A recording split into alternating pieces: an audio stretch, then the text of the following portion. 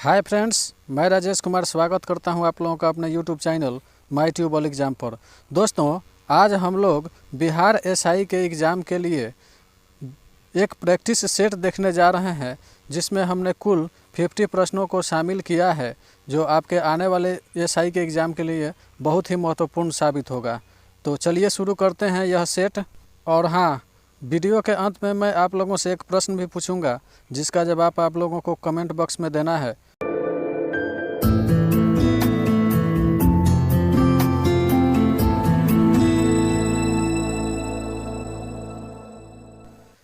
हमारा पहला सवाल है, निम्नलिखित में से किस शासक के काल में द्वितीय बौद्ध धर्म सम्मेलन का आयोजन हुआ था? तो इसका सही उत्तर है ऑप्शन बी, कालाशोक। कालाशोक के काल में द्वितीय बौद्ध धर्म सम्मेलन का आयोजन हुआ था। इसका आयोजन 383 BC में किया गया था। तथा अगर बात की जाए अशोक के बारे में, तो अशोक के समय में तीसरा बौद्ध धर्म सम्मेलन का आयोजन किया गया था। इसका आयोजन हुआ था 255 BC में 255 BC में, और यह हुआ था आपका पाटलिपुत्र में। पाटलिपुत्र में इसका आयोजन किया गया था। अगर वहीं बात कर ली जाए अजातशत्रु के, तो अजातशत्रु के समय में प्रथम बौद्ध संगीति का आयोजन हुआ था। प्रथम बौद्ध संगीति का आयोजन हुआ था तथा इसका आयोजन 255 BC में किया गया था, और यह आयोजन जो था वह राजगृह में किया गया था। इसको राजगृह भी बोला जाता है, राजगृह में किया गया था। बात की जाए अगर कनिष्क के बारे में, तो कनिष्क के समय में चौथा बौद्ध संगीति का आयोजन हुआ था, और यह हुआ था आपका पहली सदी में। तथा इसका आयोजन कश्मीर के कुंडल वन में आयोजित किया गया था यह सम्मेलन। दीन ए इलाही धर्म का मुख्य पुरोहित कौन था? इसका सही उत्तर है ऑप्शन ए, अब्बुल फजल। दीन ए इलाही धर्म की स्थापना अकबर के द्वारा 1582 में की गई थी, तथा अकबर स्वयं इस धर्म का प्रधान पुरोहित था। ध्यान रखना है आपको, इसमें दो बातें पूछी जाती है। एक पूछा जाता है कि मुख्य पुरोहित कौन था, और दूसरा बात ये पूछा जाता है कि प्रधान पुरोहित कौन था। तो प्रधान पुरोहित स्वयं अकबर था, और मुख्य पुरोहित जो थे वह अब्बुल फजल थे। राजा राम मोहन राय ने निम्नलिखित में से किसकी सहायता से सती प्रथा को समाप्त कर दिया? इसका सही उत्तर है ऑप्शन बी, विलियम बेंटिक। राजा राम मोहन राय ने 1829 में विलियम बेंटिक की मदद से एक कानून बनाकर, जिसमें कानून के धारा 17 का जिक्र किया गया है, इसी धारा 17 के तहत जो है सती प्रथा को अवैध घोषित कर दिया था। निम्न संगठनों में से किसका मुख्यालय जिनेवा में नहीं है?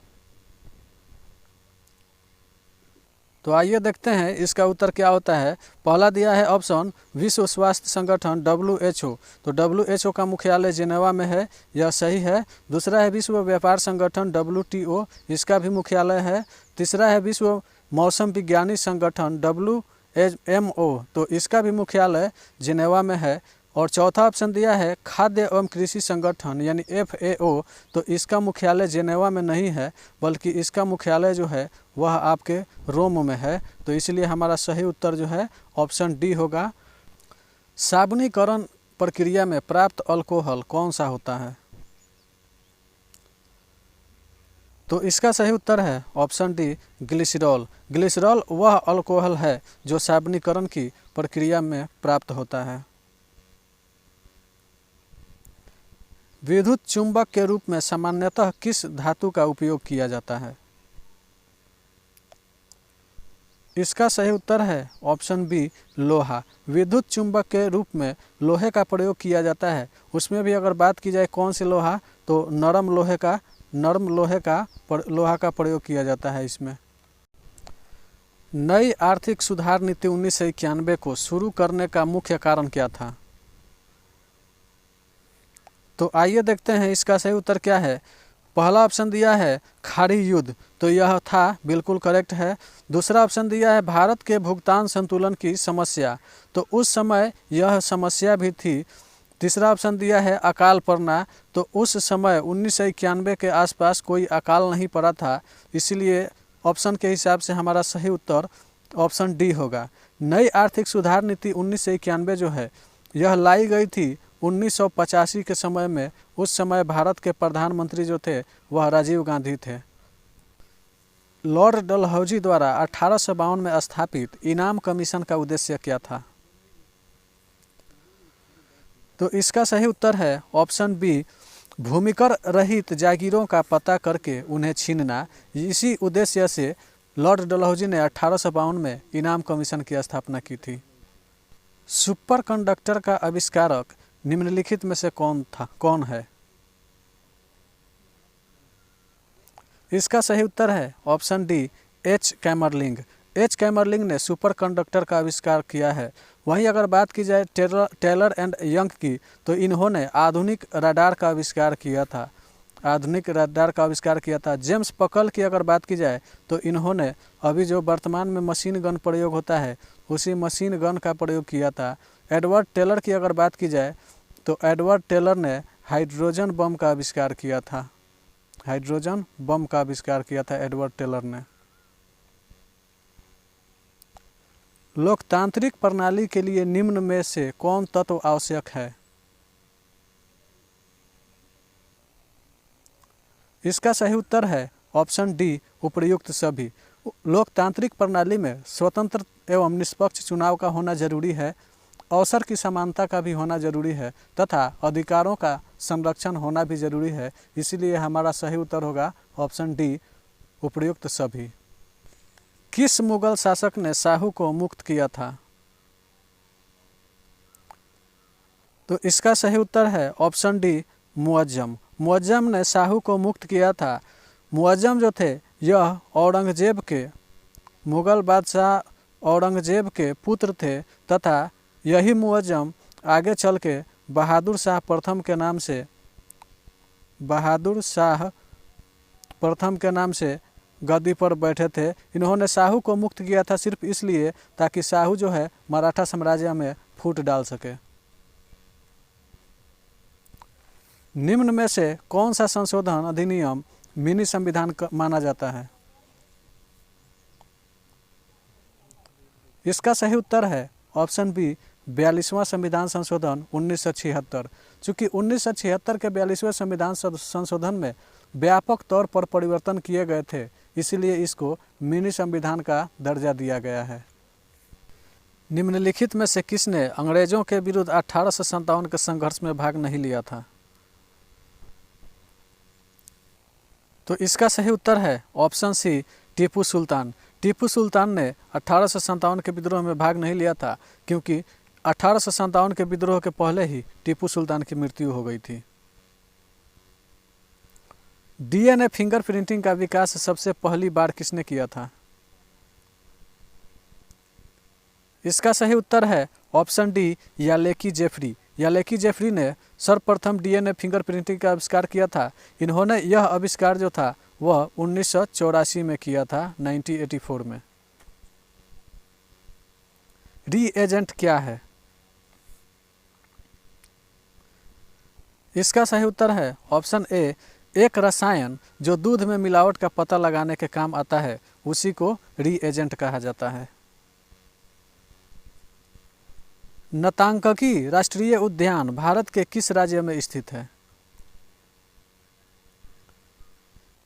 इसका सही उत्तर है ऑप्शन बी, नागालैंड। नागालैंड में यह उद्यान स्थित है तथा इसका एक अन्य नाम इंतकी राष्ट्रीय उद्यान भी है।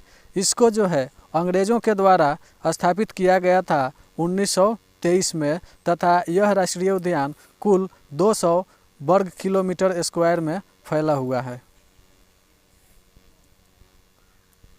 गलत कथन की पहचान करें। तो आइए देखते हैं पहले जो कथन दिया गया है। पहला कथन कह रहा है फर्रुखसियर को मुगल वंश का घृणित कायर कहा गया है, तो यह बिल्कुल सही है। दूसरा ऑप्शन दिया है जहांदर शाह को लंपट मूर्ख कहा गया है, यह ऑप्शन भी सही है। तीसरा ऑप्शन दिया है अकबर को जिंदा पीर कहा गया है, तो यह ऑप्शन गलत है, क्योंकि जिंदा पीर जो है यह अकबर को नहीं बल्कि औरंगजेब को कहा जाता है। औरंगजेब को कहा गया है जिंदा पीर।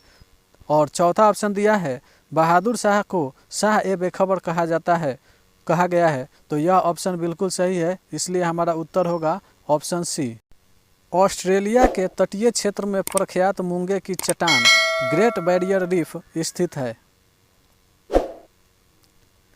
इसका सही उत्तर है ऑप्शन ए, पूर्वी तटीय क्षेत्र में। ऑस्ट्रेलिया के पूर्वी तटीय क्षेत्र में ग्रेट बैरियर रीफ स्थित है, जो एक मूंगे की चट्टान है। टर्नर सिंड्रोम के बारे में कौन सा कथन असत्य है? तो आइए देखते हैं पहले इसके कथनों के बारे में। पहला कथन दिया हुआ है यह रोग केवल स्त्रियों में होता है, तो यह सही पॉइंट है। दूसरा ऑप्शन है इस रोग में शरीर अल्प विकसित, कद छोटा एवं वक्ष चपटा होता है, यह ऑप्शन भी सही है। यह रोग प्रायः जनन अंगों को प्रभावित करता है, यह ऑप्शन भी करेक्ट है। चौथा ऑप्शन दिया है इस रोग से पीड़ित मानव के गुणसूत्रों की संख्या 46 होती है, तो यही ऑप्शन हमारा गलत है, क्योंकि इस रोग से पीड़ित मानव में गुणसूत्रों की संख्या 45 होती है, यानी 45 होती है, इसलिए हमारा सही उत्तर होगा ऑप्शन डी। अलीगढ़ की संधि का संबंध किससे है? तो इसका सही उत्तर होगा option B, East India Company तथा सिराजुद्दौला से संबंधित है अलीगढ़ की संधि। यह अलीगढ़ की संधि जो है वह 9 फरवरी 1757 को इन दोनों के बीच में की गई थी। जठर रस यानी गैस्ट्रिक जूस का स्रवण कहाँ से होता है? तो इसका सही उत्तर है ऑप्शन बी, पाइलोरिक ग्रंथि से। पाइलोरिक ग्रंथि से जठर रस का स्रवण होता है। यह कलर में जो है पीला होता है तथा प्रकृति में यह अम्लीय होता है। प्रकृति में अम्लीय होता है। यदि समाज में क्रांति लानी हो तो क्रांति का नेतृत्व नवयुवकों के हाथ में दे दो, यह कथन किनका है? इसका सही उत्तर है ऑप्शन बी, जोसेफ मेजनी का। जोसेफ मेजनी को इटली के एकीकरण का जनक कहा जाता है। इनका जन्म स्विट्जरलैंड के जिनेवा शहर में हुआ था तथा इन्होंने 1831 में यंग इटली नामक संस्था की स्थापना की थी। किस वायसराय के काल में साइमन कमीशन बम्बई पहुंचा था? इसका सही उत्तर है ऑप्शन सी, लॉर्ड इरविन के समय में। लॉर्ड इरविन के समय में साइमन कमीशन 3 फरवरी 1928 को भारत पहुंचा था और उस समय भारत के गवर्नर जनरल लॉर्ड इरविन थे। हिपैरिन नामक प्रोटीन जो शरीर में रक्त के थक्के को जमने से रोकता है का उत्पादन शरीर के किस अंग में होता है?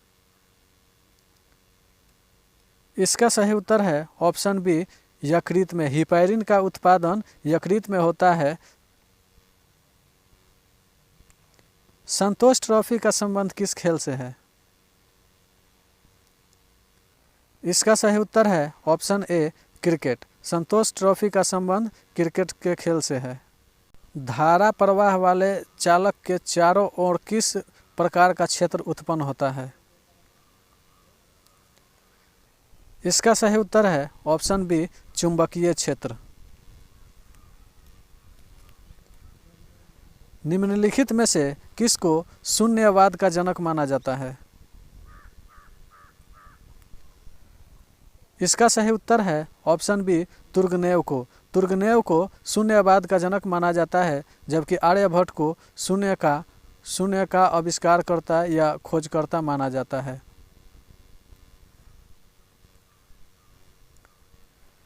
मनुष्य में कितनी जोड़ी लार ग्रंथियां पाई जाती है? इसका सही उत्तर है ऑप्शन सी, 3 जोड़ी। मनुष्य में 3 जोड़ी लार ग्रंथियां पाई जाती है। मुंबई हाई किसके लिए प्रसिद्ध है? इसका सही उत्तर है ऑप्शन बी, पेट्रोलियम उत्पादन के लिए। मुंबई हाई में पेट्रोलियम का उत्पादन किया जाता है। विद्युत सेल में किस प्रकार की ऊर्जा निहित होती है?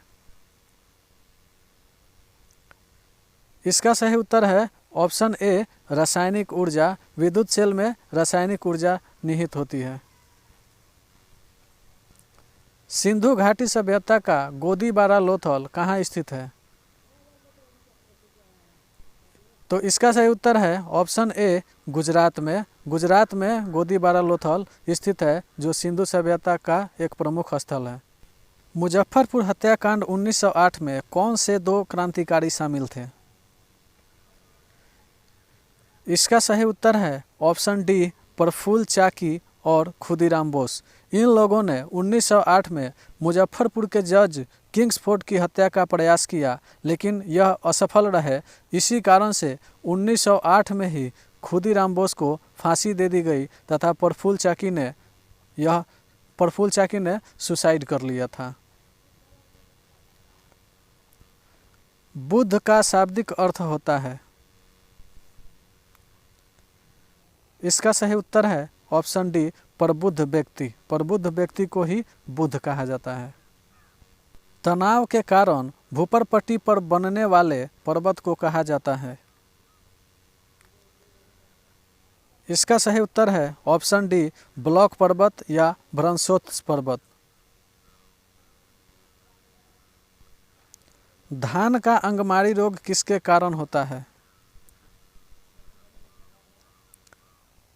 इसका सही उत्तर है ऑप्शन सी जीवाणु के कारण। धान का अंगमारी रोग जीवाणु के कारण होता है तथा इस जीवाणु का नाम जैंथोमोनास ओराइजी है। उत्पादन के एक घटक की मांग है? इसका सही उत्तर है व्युत्पन्न। पीएच स्केल का परिसर क्या होता है? इसका सही उत्तर है ऑप्शन बी 0 से लेकर 14 के बीच इसका रेंज होता है। भारतीय इतिहास के निम्नलिखित युगों में से किसके दौरान क्षत्रिय एक विशिष्ट पहचान रखते थे? इसका सही उत्तर है ऑप्शन ए बुद्ध के युग में। बुद्ध के युग में क्षत्रिय एक विशिष्ट पहचान रखते थे। आपेक्षिक आर्द्रता को किस रूप में व्यक्त किया जाता है? इसका सही उत्तर है ऑप्शन बी प्रतिशत में। आपेक्षिक आर्द्रता को प्रतिशत में व्यक्त किया जाता है। निम्नलिखित में से सबसे छोटा गुणसूत्र किसमें पाया जाता है? इसका सही उत्तर है ऑप्शन सी शैवाल में। शैवाल में सबसे छोटा गुणसूत्र पाया जाता है। विकास का अर्थ है आर्थिक वृद्धि और तो इसका सही उत्तर है ऑप्शन डी सामाजिक परिवर्तन। यानी आर्थिक वृद्धि और सामाजिक परिवर्तन को ही विकास कहा जाता है। कार्नेलियन हाउटमैन जो 1596 में भारत के पूर्व सुमात्रा पर पहुंचा, वह आपको बताना है इन 4 ऑप्शनों में क्या भरा जाएगा। तो इसका सही उत्तर है ऑप्शन सी। वह क्या था? पहला डच यात्री था कार्नेलियन हाउटमैन, जो 1596 में भारत के पूर्व सुमात्रा पर पहुंचा था। निम्नलिखित में से गलत कथन की पहचान करें। 4 ऑप्शन दिए गए हैं। पहला ऑप्शन है कि लौंग फूल की कली से प्राप्त होती है। यह कथन बिल्कुल सही है। दूसरा कथन है हेरोइन अफीम पोस्ता से प्राप्त होती है। यह कथन भी करेक्ट है। तीसरा ऑप्शन है केसर पौधों के वर्तिकाग्र यानी स्टिग्मा से प्राप्त होता है। यह कथन भी सही है। तो जाहिर सी बात है कि चौथा ऑप्शन गलत होगा। आइए देखते हैं चौथा ऑप्शन। कह रहा है कि कुनैन चीर के पेड़ से निकाला जाता है। तो यह ऑप्शन गलत है, क्योंकि कुनैन जो है वह चीर के पेड़ से नहीं बल्कि सिनकोना के पेड़ से निकाला जाता है। सिनकोना के छाल से कुनैन को प्राप्त किया जाता है। पिंग पोंग कूटनीति का संबंध निम्नलिखित में से किस देश से है? इसका सही उत्तर है ऑप्शन सी चीन से पिंग पोंग कूटनीति का संबंध है। यह 1970 के दौरान चीन और अमेरिका के बीच जब तल्खी हुई थी तो उसको कम करने के उद्देश्य से चीन के एक टेबल टेनिस प्लेयर ने जिनका नाम था जुआंग डुंगर, इनके द्वारा उठाए गए कदम के प्रयासों से यह तल्खी कम किया जा सका, इसीलिए इसको पिंग पोंग कूटनीति का नाम दिया गया है। प्रश्न है, निम्नलिखित में से कौन सी कृषि विद्या इको फ्रेंडली है? तो 4 ऑप्शन जो दिए गए हैं, आइए उनमें देखते हैं। पहला ऑप्शन दिया गया है शिफ्टिंग कल्टीवेशन यानी हस्तांतरित कृषि, तो यह जो है इको फ्रेंडली कृषि नहीं है। दूसरा ऑप्शन है ऐसी किस्मों की खेती जो अधिक उपज देती हो, इसको भी पूरी तरह से इको फ्रेंडली नहीं माना जाएगा क्योंकि इसमें अधिक उर्वरक का प्रयोग करना पड़ेगा जो पर्यावरण के लिए हानिकारक होगा। अगला ऑप्शन दिया है कांच के घरों में पादप उगाना, यह भी पूर्ण तरह से इको फ्रेंडली नहीं है। और चौथा ऑप्शन दिया है ऑर्गेनिक फार्मिंग, तो यह जो है बिल्कुल करेक्ट आंसर है क्योंकि ऑर्गेनिक फार्मिंग जो है यह पूर्ण रूप से इको फ्रेंडली कृषि विद्या है। महात्मा गांधी का दांडी मार्च किसका हिस्सा था? इसका सही उत्तर है ऑप्शन सी सविनय अवज्ञा आंदोलन। महात्मा गांधी ने जो दांडी मार्च की यात्रा शुरू की थी वह सविनय अवज्ञा आंदोलन का ही एक हिस्सा था। सेब, बादाम, नाशपाती, स्ट्रॉबेरी इत्यादि पौधे किस कुल के अंतर्गत आते हैं? इसका सही उत्तर है ऑप्शन सी रोजेसी कुल के अंतर्गत। ये सभी पौधे जो हैं यह रोजेसी कुल के अंतर्गत आते हैं। आयतन के अनुसार वायु में 78% है। आपको इन 4 ऑप्शनों में बताना है कि इनमें कौन वायुमंडल में 78% मौजूद है। तो इसका सही उत्तर होगा ऑप्शन ए नाइट्रोजन। वायुमंडल में नाइट्रोजन है जो 78% मौजूद है।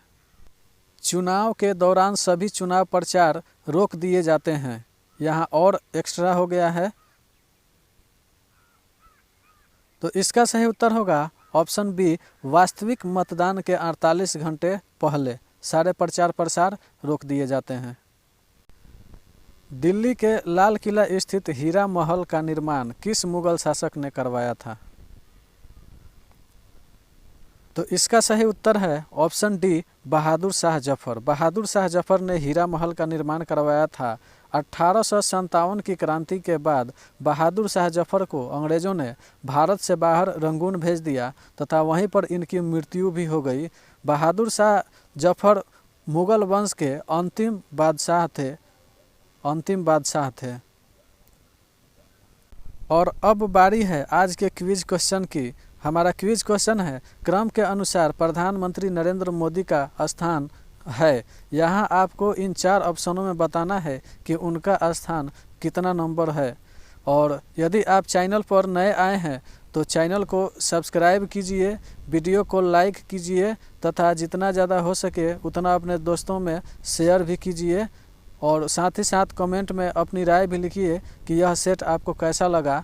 फिर मिलते हैं एक इसी तरह के ज़बरदस्त सेट में, तब तक के लिए धन्यवाद।